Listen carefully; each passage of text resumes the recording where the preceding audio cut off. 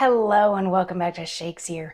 We are working on the troublesome reign of King John, and we get to hear from Peter the prophet today in Act 1, Scene 13. At the beginning of this scene, King John was feeling pretty good about himself, but decided that sort of the icing on the cake would be for him to be recoronated.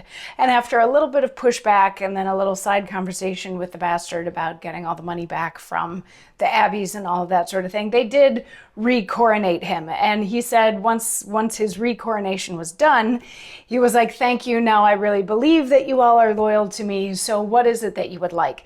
And nobles around him, Essex and Pembroke and all of them, are like, what would really be a sign of good faith is if you released Arthur. If you let him go, I think people would believe you a little bit more, would be more on your side, that kind of thing. But before King John could agree to that, he notices that Philip the bastard is looking at something. He's like, "What do you see?" And Philip's like, "There's 5 moons in the sky. Why are there 5 moons in the sky?" And King John is like, "Well, now would be a good time for you to bring in that prophet guy that you'd been talking about, who's apparently right outside, so go get him." So Philip does, and he brings the prophet back in, and King John is like, "What is this? Can you tell me what it is that's going on in the sky up here?" And Peter says, "The sky wherein these moons have residence presenteth Rome, the great metropolis, where sits the Pope in all his holy pomp. 4 of the moons present 4 provinces, to wit, Spain, Denmark, Germany, and France, that bear the yoke of proud commanding Rome, and stand in fear to tempt the prelate's curse.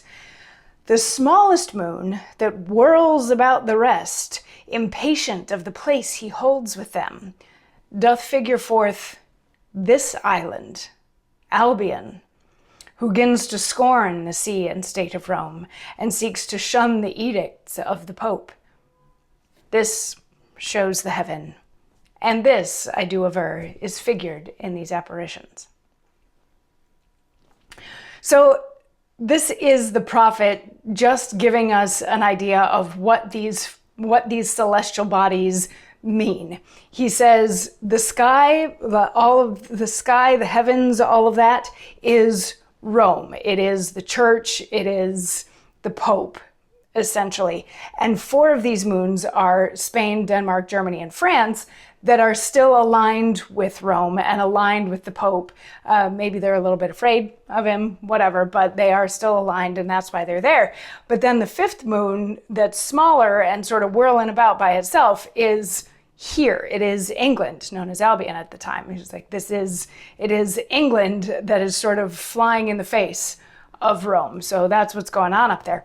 And King John is like, "Well, that means that the heavens must be on our side, right? And the heavens think that this is a good thing that I'm doing, that I'm, against Rome at the moment, that I'm fighting against the church."